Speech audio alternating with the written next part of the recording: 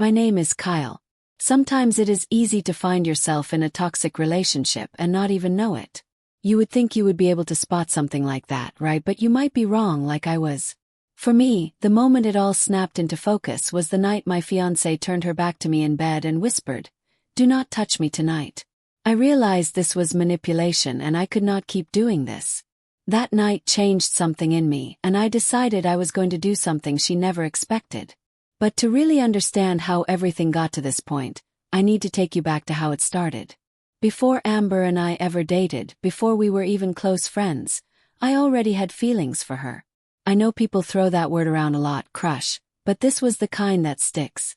I was not some lovesick puppy, but I definitely noticed everything she did, even if she never noticed me.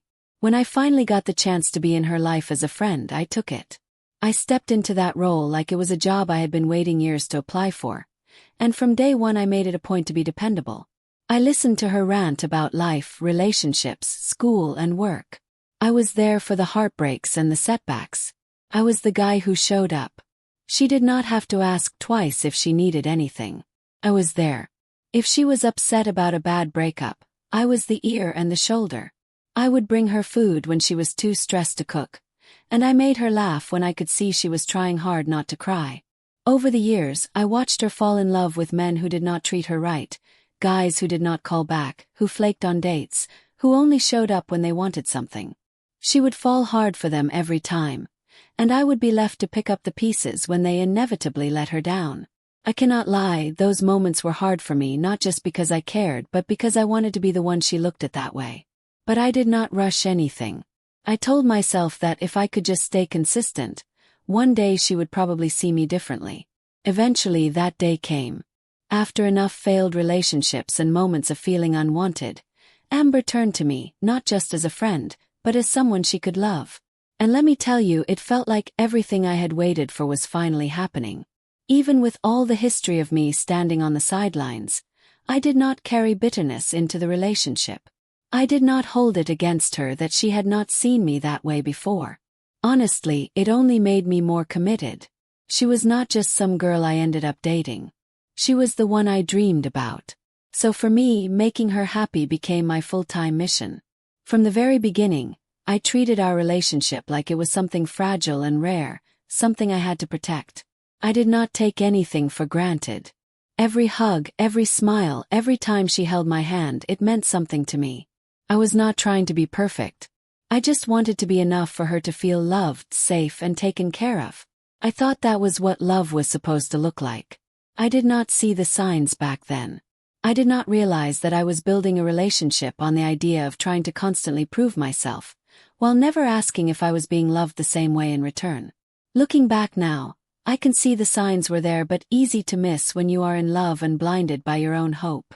I convinced myself that any bumps along the way were just part of relationships. What I did not realize was that some of those bumps were not normal at all. They were patterns, red flags hiding in plain sight. One pattern stands out more than any other now. Every time things did not go her way, maybe I disagreed with her or said no to something she wanted, her mood would shift into a cold, calculated one. She would go quiet, withdraw. Suddenly there would be no cuddling, no kisses, no touching. Sometimes she would not even speak unless it was necessary. And I did not question it. I thought, okay, maybe I upset her or she is just hurt, let me fix it. So I would try harder, buy her things, cook for her, compliment her more, even apologize when I was not sure what I had done wrong, just to bring her back to that warm, affectionate version of herself that I loved. What I did not understand at the time was that I was not repairing the relationship. I was reinforcing her control. Every time I gave in, every time I worked harder to get her affection back, I taught her that withholding love and intimacy was an effective way to get me to do what she wanted. I taught her that cold silence could bend me. I thought I was just being a good boyfriend by doing whatever it takes to make my partner happy, but in reality I was being manipulated and I did not even see it. What hurts more is the realization that she never used this behavior with the guys who came before me, the ones who ignored her texts, disrespected her, and cheated.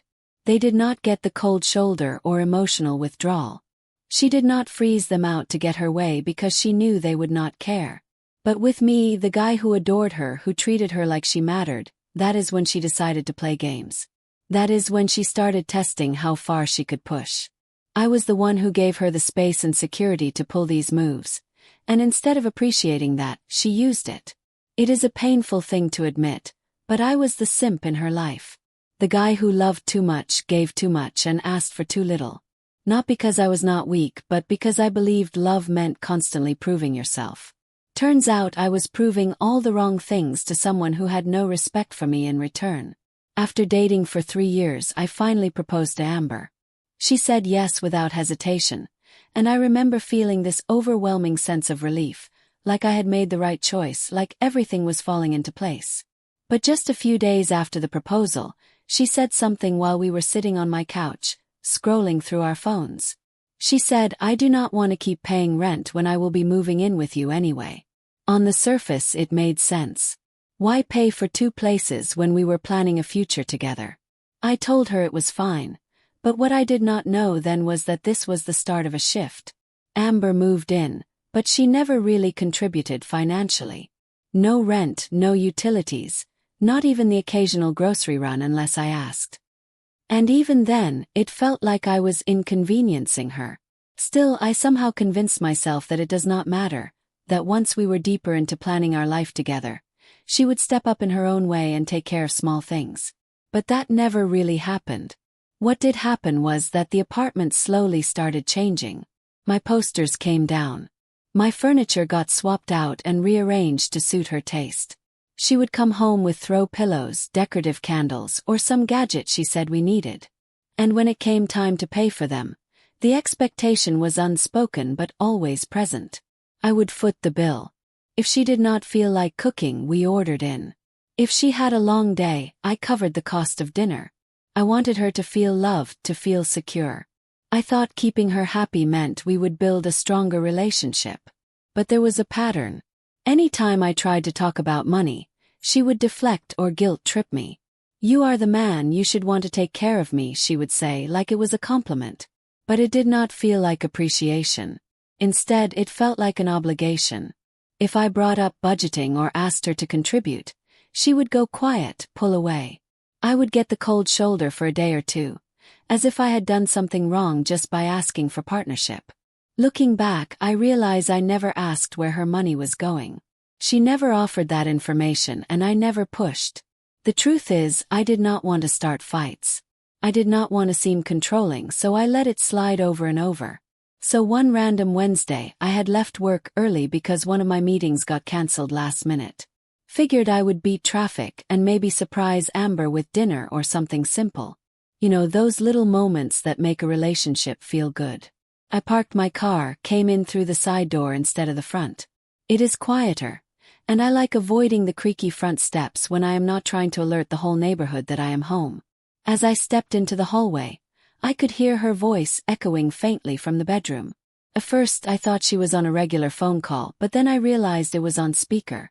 It was loud enough for me to hear every word clearly.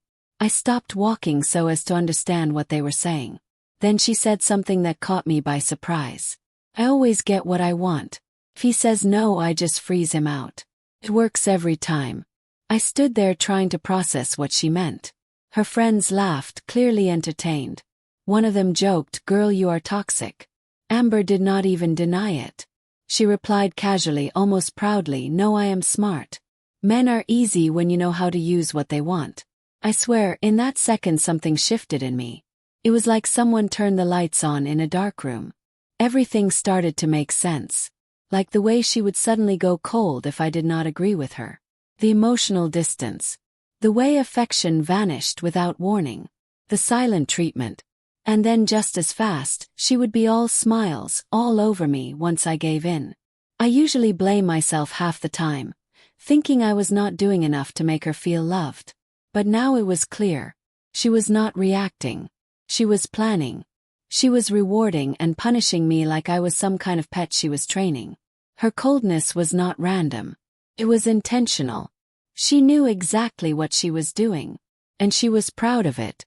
I cannot lie, hearing that broke something in me. Because while I was trying to be a good partner, she was playing a game. And I was not her equal in that game. I was just a piece she moved around to get what she wanted. But I did not storm in to ask questions. I did not even let her know I had heard. I quietly turned around and decided to play dumb. So when she finally figured I was home, I smiled that evening like nothing had happened. I asked about her day. I kissed her on the forehead. I acted like I did not hear a damn thing. But inside I was watching, waiting, and ready. About a month before her birthday, Amber came to meet me one day holding a piece of paper. She handed it to me with a smile and said, "This is what I want for my birthday." I unfolded it to see that it was a full-blown shopping list. The total cost must have been over $5,000. But here is the kicker. We were already in the middle of planning a wedding. I stared at the list for a while, trying not to let my facial expression say too much. It was not the first time she had asked for things, but something about this moment felt heavier. It might be the timing, or it might be the fact that I had started seeing a pattern. So I asked her to sit with me to have a real conversation. I told her I was not saying no to everything, but that we needed to be realistic. I reminded her we were saving for a wedding. I said maybe we could scale back the list and prioritize. Her expression changed. She then looked at me for a second, gave me a flat okay, and walked away. I knew what that okay meant. I had heard it before. More than once, it was an acceptance. It was the silent trigger to the same old game. That night when we got into bed, I knew what to expect. She did not say much. She just turned her back on me like she was claiming her side of a battlefield. I reached out anyway, tried to hold her out of love, but the moment I touched her shoulder, she whispered coldly, almost without emotion, "Do not touch me tonight." So I let go and I lay there, staring at the ceiling. My body was still, but my mind was not. I did not sleep. Could not. I kept playing the whole scene over and over in my head. How long had I been ignoring this? How many times had I confused manipulation with love? How often had I let emotional silence guide my decisions? That night, in that silence, I reached my breaking point. By the time the sun rose the next morning, I was done. She was already gone for her usual morning jog like clockwork.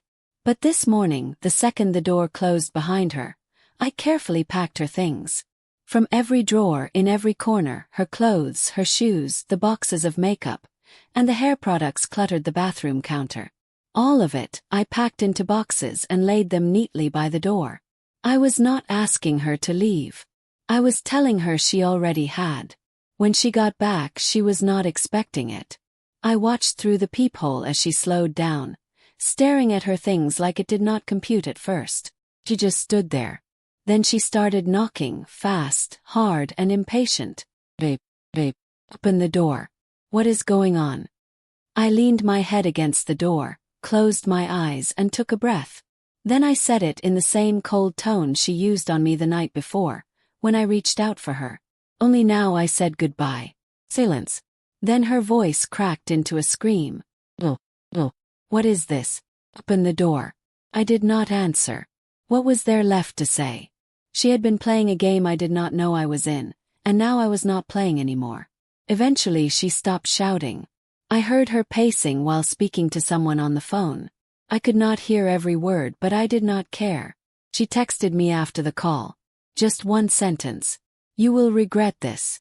And it was clear to me in that moment, this was not about losing me. It was about losing control. Soon I heard a car pull up. I looked out the window and saw one of her friends step out and help Amber load her things into the trunk. I just stood there behind the curtain, watching them drive away. Then I sat down and asked myself the question every man who walks away from a woman he once worshipped probably asks. Was I too harsh? Could I have handled it differently? Maybe if I had said this or done that or waited one more week. But here is the truth. I had confused being needed with being loved. She needed me, yes, for money, for stability, for praise, for comfort. But she did not love me. Not in the way I needed. Not in the way I gave.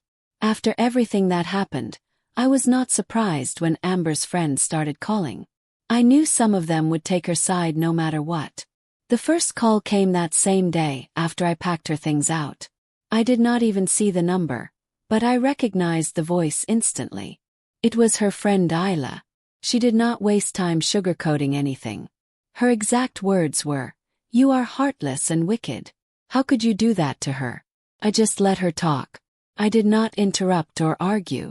I just waited until she was done and then I calmly told her, "You are entitled to your opinion, that is fine, but I prefer you do not call this number again." A day or two later, another one rang me up. This time it was Janelle. She was quieter, but her words still stung a little. She said I was cold and inconsiderate. She did not ask me what led to the decision. She did not want to know my side. And I get it. Loyalty is a tricky thing. But I was not going to sit there and explain myself to people who never cared to understand my part. So again, I told her the same thing I told Isla. You can think what you want, that is your right, but please do not call me again. The first 2 months felt like healing. I slept better, ate without stress, watched whatever I wanted on TV without hearing comments like, "This is boring, can we watch something else?" I rediscovered what it meant to live for myself again. It was the kind of peace that does not shout, but you feel it in your bones. Then one morning, I woke up to a message that was sent around 1 a.m. from Amber. I stared at it for a few seconds before opening the message. All it said was, "I messed up. Can I see you? When will you be home? I want to apologize." I read it once, read it again, and then I just shook my head. Because I knew that this was not about her realizing the damage she did or truly regretting anything. This was just another move. A new trick with the same goal. To test if she still had control. To find out if I could still be softened with the right combination of words. But her weapon does not work anymore. So I did not reply. Because that silence is louder than any response I could have given. Looking back now, I realize how easy it is to miss the warning signs when you are in love. Especially the kind of love where you are giving more than you are receiving. I was so caught up in how I felt about Amber that I did not stop to really look at how she treated me in return. That imbalance made me ignore things I should not have. But the truth is, love should never feel like you are constantly proving your worth just to earn basic respect or affection. Amber taught me something though, and I will give her credit for that. She taught me that emotional manipulation does not always come in loud arguments or obvious disrespect. Sometimes it is the quiet withdrawal, the calculated silence, the affection that shows up only when you give in. I used to think being needed was the same thing as being loved. But I know better now. When someone only warms up to you after getting what they want, it is not love. It is control. And once you recognize that pattern, you cannot unsee it. Right now, I am not looking to get into another relationship. I have no desire to tie myself to anyone. And until I meet someone who knows how to give as much as they take, I am okay being on my own. To any man listening, especially those in relationships where they feel like they are always chasing closeness, let me say this. If you love her more than she loves you, pay attention. I'm not talking about one-off moments or bad days. I'm talking about patterns. She always pulls away when you say no. If affection feels like a reward and not something freely given, that is not affection. That is manipulation. Do not fool yourself into thinking that silence in a relationship means peace. Sometimes it just means you have been shut out. And never ever mistake being needed for being loved. Real love does not drain you. It lifts you. I shared my story not to seek sympathy, but to remind anyone out there feeling unseen, unheard, or unloved. You are not alone. Recognizing your worth is not weakness. It is the first step to healing. Walking away is not failure, it is strength. Sometimes the bravest thing you can do is choose yourself. If this story resonated with you, take a moment to reflect. Share your experience in the comments. You never know who might need to read your words today. And if you want more real stories that reveal the truth behind closed doors, make sure to like, share, and subscribe. Your support helps these voices be heard.